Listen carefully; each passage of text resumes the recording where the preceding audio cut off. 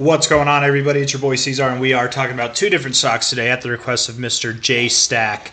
Mr. Stack, we are talking about this short stack of stocks for you today. I don't remember if I introduced the video by saying it's your boy C-Zar and we're talking about crypto or stocks. I forget, but hopefully I said stocks. If not, you might have been like, why'd you say cryptos? I don't know, man. I'm on autopilot sometimes. What I really want to get to is this chart does not look good, in my opinion. I don't like it. I do like the volume. Okay, hey, a little bit of life. Finding resistance, though, at previous areas of support. You can see it clear as day, right? Right there. Not a good look, in my opinion. Turning around. You are above the 50. This is actually some of the most productive the RSI has been throughout its whole life, honestly. If you have a green week here, okay? It is Monday. It'll be Tuesday tomorrow, right? Probably by the time most people watch this. If this week can close green, you're bouncing off the 50, you're looking good, you have the potential to break above a previous area of support, which has almost been confirmed as resistance. I say almost because if this week closes green, this could be a different move than you've seen throughout all of this, right? Where each thing has only promoted a lower high. This could be the first time that you find something that's a little bit more than that, right?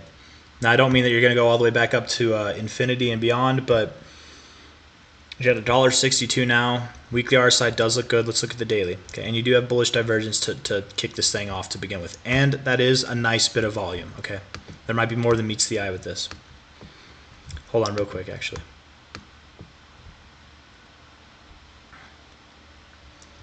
All right.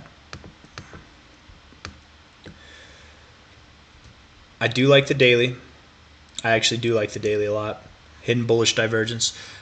Even lows here, lower lows here. That's hidden bullish divergence, yes.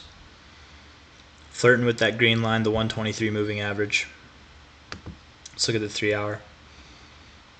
You could go a little bit lower, but I kind of think you want to go higher, man. I do.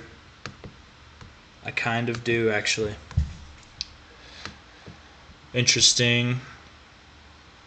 You didn't get in the overbought zone, which I don't like. It's hard to say. It's not an easy one. I'm going to stick with it. I'm going to try to keep it simple here. Close above $1.83, and then we can talk. Yeah, do that. And then likely you'll move up to 287, 390, somewhere around there. 240, 262. Yeah. And maybe higher, man. Who knows? If not, if you close below about $1.48 on a weekly basis, then lower. You're going to see a new low. That's my genuine opinion. But I will say this. Finding resistance on your 382 and then finding support on your 236, which it kind of looks like you're doing. Even if you went lower and you actually touched your 236, which you didn't here, but if you actually did touch it and then moved up from there, that'd be a really good look. So you could move to $1.48 and it's still okay. You could go below $1.48 and it's still okay, but if you close below it, then it's not okay. Don't close a week below it. Hold that 236 as support. Continue to move up. Close above that 382, man. That would be really, really nice to see. Actually, I changed. I know I said this one earlier. I said this number here at $1.83 or something like that, right? Close above $1.78. If you can close above $1.78 on the weekly, then I think you are gonna move higher. Yeah. All right. That's SLDP. Let's talk about JOBY. Isn't that? Oh, it's JOBY. Sorry. JOBY.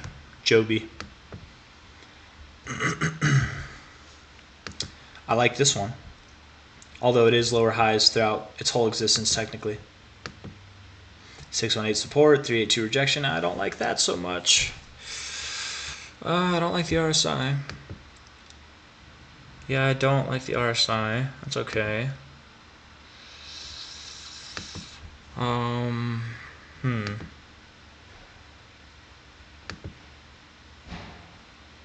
You might be moving lower in the more immediate term, okay? Maybe down to 470. If not, somewhere again, you might find like oddly enough, triple bottoms do happen, but I don't normally look for them to be successful or fulfill. You could be doing something where you find like a triple bottom look, and then inevitably it's just a lower high in this little range, and then you do break it. So it's going to be some time before I'm convinced that you move up higher. What you'd have to do really is like move up higher immediately. Don't even go down here. But at the moment, I'm convinced that you're going to find support down here, if not potentially down here. Yeah, previous areas of resistance right there, previous areas of support right there as well. So yeah, that's my opinion. And the daily RSI looks like ass. The 3 hour is not impressive at all. 1 hour, 2 hour, none of them look good. The weekly, I'm not a fan either. So and with that, you know, you could move all the way down to your 786 or 886. It is possible. You absolutely could. I doubt you see a lower low, but you never know. You absolutely could over time move to 420 to 367, but it's too hard to say right now. It's too far off. There is a lot of potential to hold this area for support, so let's just see what you do. But if you like this video, hit that like button. Subscribe if you want to see more. Thank you all for coming. I appreciate you. Take care of yourselves. Bye-bye.